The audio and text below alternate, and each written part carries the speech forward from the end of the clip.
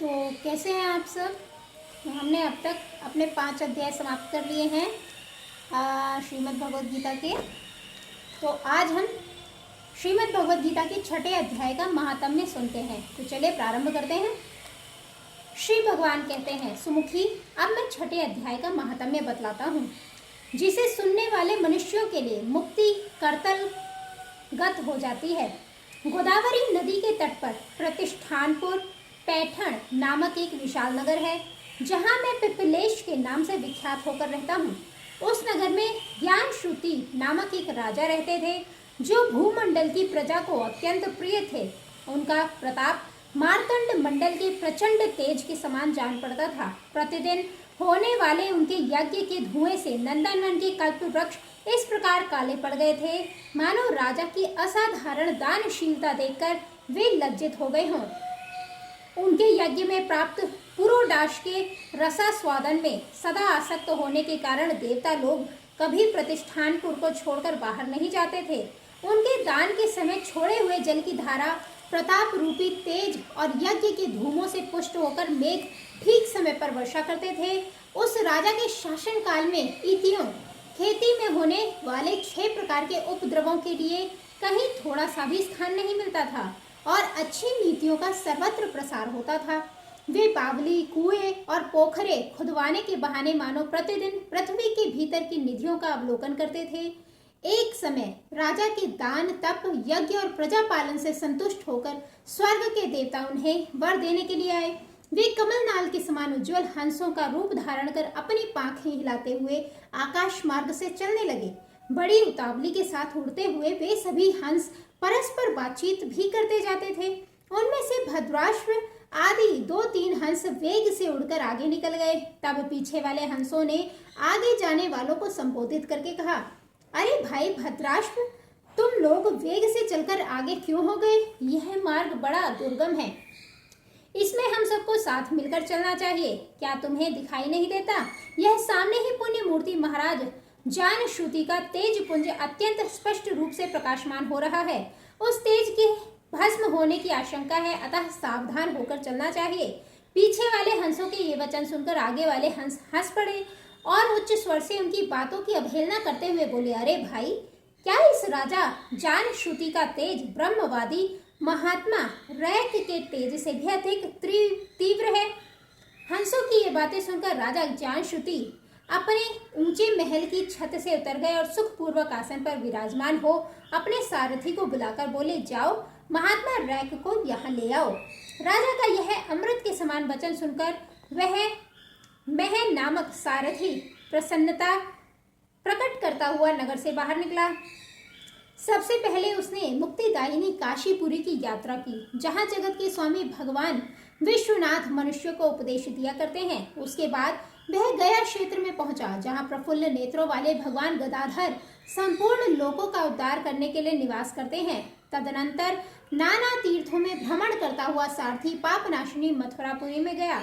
यह भगवान श्री कृष्ण का आदि स्थान है, जो परम महान एवं मोक्ष प्रदान करने वाला है। वेद और शास्त्रों में वह तीर्थ त्रिभुवनपति भगवान गोविंद के अवतार स्थान के नाम से प्रसिद्ध है।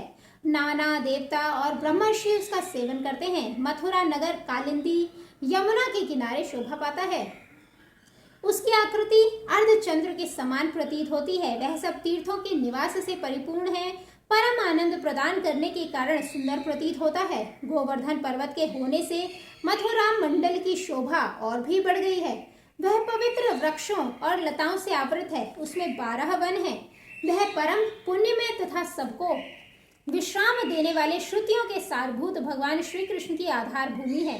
तत्पश्चात मथुरा से पश्चिम और उत्तर दिशा की ओर बहुत दूर तक जाने पर सारथी को काश्मीर नामक नगर दिखाई दिया, जहाँ शंख के समान उज्ज्वल गगनचुंबी महलों की पंक्तियां भगवान शंकर के अट्ठास की भांति शोभा पाती हैं, जहाँ ब्राह्मणों के शास्त्रीय आलाप सुनकर मूक मनुष्य भी सुंदर वाणी और पदों का उच्चारण करते हुए देवता के समान हो जाते हैं, जहाँ निरंतर होने वाले यज्ञ धूम से व्याप्त होने के कारण आकाश मंडल मेघों से धुलते रहने पर भी अपनी कालिमा नहीं छोड़ता, जहाँ उपाध्याय के पास आकर छात्र जन्मकालीन अभ्यास से ही संपूर्ण कलाएं स्वतः पढ़ लेते हैं तथा जहाँ मणिकेश्वर नाम से प्रसिद्ध भगवान चंद्रशेखर देहधारियों को वरदान देने के लिए नित्य निवास करते हैं। कश्मीर के राजा माणिकेश ने दिग्विजय में समस्त राजाओं को जीतकर भगवान शिव का पूजन किया था, तभी से उनका नाम माणिकेश्वर हो गया था। उन्हीं के मंदिर में दरवाजे पर महात्मा रैक एक छोटी सी गाड़ी पर बैठे अपने अंकों को खुजलाते हुए वृक्ष की छाया का सेवन कर रहे थे। इसी अवस्था में सारथी ने उन्हें देखा। राजा के बताए हुए भिन्न भिन्न चिन्हों से उसने शीघ्र ही रैक को पहचान लिया और उसके चरणों में प्रणाम करके कहा, ब्राह्मण, आप किस स्थान पर रहते हैं? आपका पूरा नाम क्या है? आप तो सदा स्वच्छंद विचरने वाले हैं, फिर यहाँ किस लिए ठहरे हैं? इस समय आपका क्या करने का विचार है? सारथी के ये वचन सुनकर परम आनंद में निमग्न महात्मा रैक ने कुछ सोचकर उससे कहा, यद्यपि हम पूर्ण काम हैं, हमें किसी वस्तु की आवश्यकता नहीं है, तथापि कोई भी हमारी मनोवृत्ति के अनुसार परिचर्या कर सकता है। रैक के हार्दिक अभिप्राय को आदरपूर्वक ग्रहण करके सारथी धीरे से राजा के पास चल दिया। वहां पहुंचकर राजा को प्रणाम करके उसने हाथ जोड़ सारा समाचार निवेदन किया। उस समय स्वामी के दर्शन से उसके मन में बड़ी प्रसन्नता थी। सारथी के वचन सुनकर राजा के नेत्र आश्चर्य से चकित हो उठे। उनके हृदय में रैक का सत्कार करने की श्रद्धा जागृत हुई। उन्होंने 2 खच्चरियों से जुटी हुई एक गाड़ी लेकर यात्रा की, साथ ही मोती के हार, अच्छे अच्छे वस्त्र और 1 सहस्त्र गौएं भी ले ली। कश्मीर मंडल में महात्मा रैक जहाँ रहते थे, उस स्थान पर पहुंचकर राजा ने सारी वस्तुएं उनके आगे निवेदन कर दी और पृथ्वी पर पकड़कर साष्टांग प्रणाम किया। महात्मा रैक अत्यंत भक्ति के साथ चरणों में पड़े हुए राजा ज्ञान श्रुति पर कुपित हो उठे और बोले, रे शूद्र, तू दुष्ट राजा है, क्या तू मेरा वृत्तांत नहीं जानता? यह खच्चरियों से जुटी हुई अपनी ऊंची गाड़ी ले जा, ये वस्त्र, ये मोतियों के हार और ये दूध देने वाली गौएं भी स्वयं ही ले जा। इस तरह आज्ञा देकर रैक ने राजा के मन में भय उत्पन्न कर दिया। तब राजा ने शाप के भय से महात्मा रैक के दोनों चरण पकड़ लिए और भक्ति पूर्वक कहा, ब्राह्मण, मुझ पर प्रसन्न होइए। भगवान, आप में यह अद्भुत महात्म्य कैसे आया? प्रसन्न होकर मुझे ठीक ठीक बताइए। रैक ने कहा, राजन, मैं प्रतिदिन गीता के 6ठे अध्याय का जप करता हूँ, इसी से मेरी तेजो राशि देवताओं के लिए भी दुस्सह है। तदनंतर परम बुद्धिमान राजा ज्ञान श्रुति ने यत्न पूर्वक महात्मा रैक से गीता के 6ठे अध्याय का अभ्यास किया। इससे उन्हें मोक्ष की प्राप्ति हुई। इधर रैक भी भगवान माणिकेश्वर के समीप मोक्षदायक गीता के 6ठे अध्याय का जप करते हुए सुख से रहने लगे। हंस का रूप धारण करके वरदान देने के लिए आए हुए देवता भी विस्मित होकर स्वेच्छानुसार चले गए। जो मनुष्य सदा इस एक ही अध्याय का जप करता है, वह भी भगवान विष्णु के ही स्वरूप को प्राप्त होता है, इसमें तनिक भी संदेह नहीं है। तो हमारे 6ठे अध्याय का महात्म्य समाप्त होता है। तब तक के लिए जय श्री राम, जय श्री कृष्ण, हर हर महादेव।